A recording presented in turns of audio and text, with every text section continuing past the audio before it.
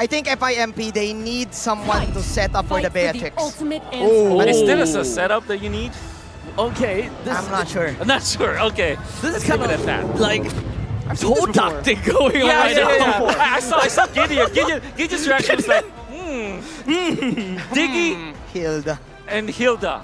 So many teams have tried Hilda against Diggy of Blacklist International. Not everything worked. We see the audience prediction. Bleeding red. It's bleeding red. Blacklist International favored in this. And Turkey. FIMP, 88% as expected. The draft has been laid out.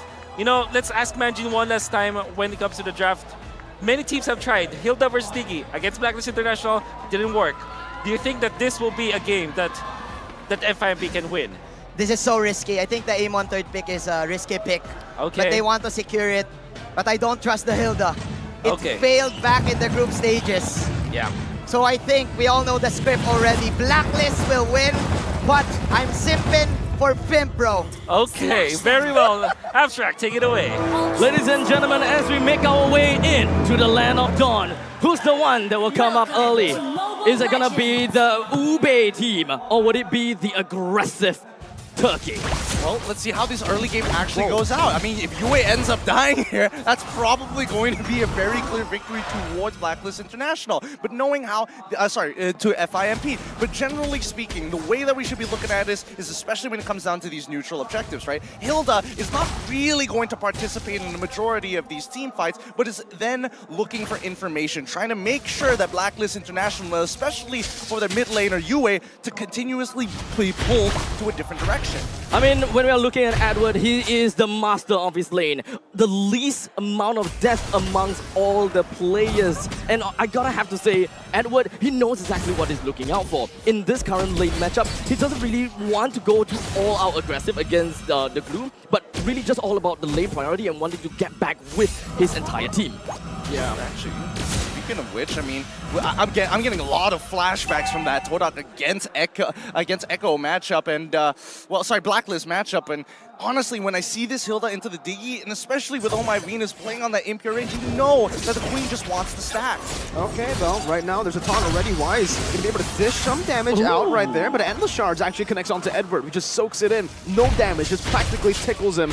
As both teams just disengage, not wanting to go for a skirmish, but just as I say it, Alien's gonna be engaged on Alien, jumping back with the slam, bash, but Alien's gonna be stunned up in the Bravest Fighter, the Abrasion's cracked as well. First blood for Edward, Kira terrified up, trying to run away as Apex 47 tries his best to distract, to get him out of there right now, but it's gonna be chain CC by the Fredrin. The sprint is not ready, and it's gonna be Blacklist International with a clean 2-0 start. Now this is when we talk about lane matchup, especially micro. The fact is that Edward was already level 4, and unfortunately Blue was not in that same position. If you had the split, maybe something else, the occurrence could have been a little different, but the fact that they got 2 of those kills so early on, and a free neutral objective, that's gonna be an early goal for Blacklist International to start pressing the advantage against some of the stronger lanes. Kira didn't even have his ultimate for that fight, unfortunately due to the fact that the Lapu pretty much quote-unquote baited it out and managing to dash out of the way right before the final shots hits it. So honestly, Kira not exactly very good for that fight. You can already see as well here, Wise trying to go for it. That's a red trick by Kira to secure it. The overall manipulation and Endless Shards locks Wise down. The mobility field is right there, but the time journey locks him, gives him some space to escape. Wise is gonna fall. Kazoo picks up the kills. Alien rotates all around, but it's gonna be killed here by the Bravest Fighter. A Terrify as well, but Alien almost gets out just barely, but Yue.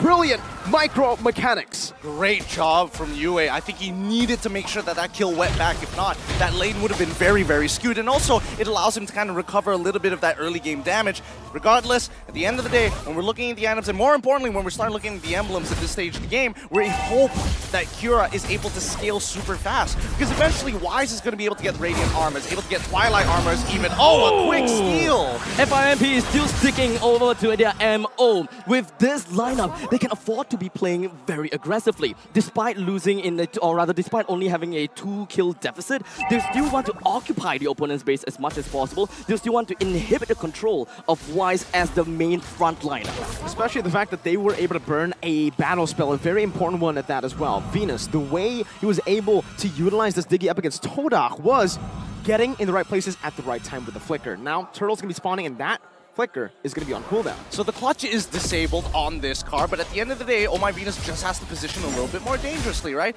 Alien's totally fine. He's come to a point in the game where it's not Whoa! Wow, Kira even doesn't deal enough damage to take Venus down. Time Journey pop, the shielding is enough to get him out of there. As Kira tries his best to start this turtle. Retribution not available for Wise, but it is for Kira. But it seems like Flux Impunity do not have that right now. Apex 47 is hunting Venus down. But it's gonna be locked down, forced to use the sprint. It might just be a free kill over, and it will. The time bomb, the alarm bomb in the bush. This finds the kill back, and it's Blacklist once again with that lead. I mean, I respect that. You know, Apex 47 wanted to go super aggressive, and we talked about the fact that Apex 47 is not afraid. In fact, the whole entire FIMP seems like they're not afraid. And the charge, you may need to be afraid as Edward jumps in on their turret. Kira is able to utilize the invisibility. Here, Wise will pick up that retribution onto the turtle. Neutral objectives so far going all the way to Blacklist International. Kira's got to be real careful there. He should not have lived that at all. The fact that he went back in to greed out one auto attack nearly costed him his life. I think that's going to stick with him for now. In terms of item power spike, we are seeing the dominance ice as well as the Ice Queen Swan coming out of Kazuya. So it's going to help him really start chasing. But again, we're looking for that opening from FIMP. I think there's a very fine line between, you know, respecting the opponents and being aggressive, right? Because FIMP, I don't know where they are threading right now. They would want to squeeze a little bit of hits in, they would want to really overextend themselves, but somehow they're not exactly punished. Oh, Kira is being punished though. While you say that, Edward and Wise were able to just invade in the jungle. Now Apex 47, he might be a Hilda, but with those stacks in, Owl might just be able to slay him without the torn apart memory. That's a lot of damage from the Brody in the 5th minute of the game. Completely snowballing, 7-1. Yeah, they knew this rotation was going to happen. They already initiated one of their own to make sure that they are on the top side of the map, but you don't want to see this because it feels like right now, FIMP, whatever they do, they seem to almost be making the blunder, right? But Blacklist are the ones who are increasing the tempo. They are the ones, and especially with Psycho Fredrin, really pushing the pace. The tempo is really working very well from the side of Blacklist International, right? Most, if not all, of their players from their side is levels above of FIMP. There is definitely quite a disparity going on, despite Edward just holding down to his lane. Alien and Kira still want to go in for a block proxy in order to go for a little bit of off-tempo. And the charge, well, Edward just takes it. It does no damage to Edward in the early game all the way now. You can see the defensive items for Edward is really, really paying off. Yep, it's coming into effect, and that's why you need to make sure. Radiant Armor is honestly a really good buy. Some people even decide to go, depending on what the composition is, but we'll see the items in just a little bit as they've already lost a topside turret. This turtle basically a non-contestion. Pretty sure that the robe is currently available for the side of Edward. He's been tanking all of that and doesn't seem like it's much of a problem. Blacklist International, they understand that the turtle is already working towards their favor. They have the priority at that. Then, of course, jumping onto the jungle is what they want to do. Bravest fighter from Edward! All the way to the back, even! Kazuya! It's gonna be taken down, now the top side, that's gonna be Snipe coming down, but Owl still able to escape the torn apart memory. One more shot! Owl escapes! Blacklist are stomping on FIMP. Not giving them any opportunity. Apex is gonna get canceled, and this is just brutal. Sunshine needs to run, but even then, he's stuck. Oh, Venus there, that's gonna be Flicker. Venus Flicker is out as well. Sunshine! Wait! How did he do that? He finds a double kill. Finally, he's going to be punished by Blacklist International with Owl flickering forward. No, he just dashed in front with that torn apart memory. But man, that's a mistake that we rarely see. That's fine. They can recover from this. Blacklist is still at a 3.8k lead. It's an island-wide coverage. We're looking at advances in the top lane. We're looking at advances in the objective. Blacklist International is still sticking true to what they want, and that is objective games over and over again. Yes, Sunshine may have outplayed them. Yes, he's just going to do what he can. Even expanded the flicker to get the kill on the Venus. Hewitt just couldn't do much from that point. Really unfortunate, honestly. Like, towards the end there, you can see that it's clear that everybody's cooldowns were were basically done for, and they just have to wait it out. Unfortunately, that's when you see Sunshine flickering forward to create that space and forcing at least for Yue to use his own to trade. The siege gets too much for them though. Blacklist International are completely utilizing this Brody, and Alien is going to be stunned up, and this should be him taken down without the torn apart memory. utilizing the Brody so well in this game. It's pretty much all of the first tier defense towers that has been taken down. Blacklist International will get full control of the river line, and the Lord will be popping out in 50 seconds. FIMP will want to reclaim this. That's a taunt. Kazooie gonna be locked down, doesn't have. Oh, he goes for the flicker anyways, but Edward chases him down with the bravest fighter. 5.5k gold lead when Edward does this much. What are you supposed to do? I mean, honestly, this is just a massacre, right? Every single time Cura's buffs start coming up, about to spawn Blacklist, have already pushed out the waves. They are literally 10 seconds ahead of FIMP with a lot of the motions that they're making, sometimes earlier than they're supposed to be. Oh, Renner's apathy, Wise just being that psycho Fredrin in the front.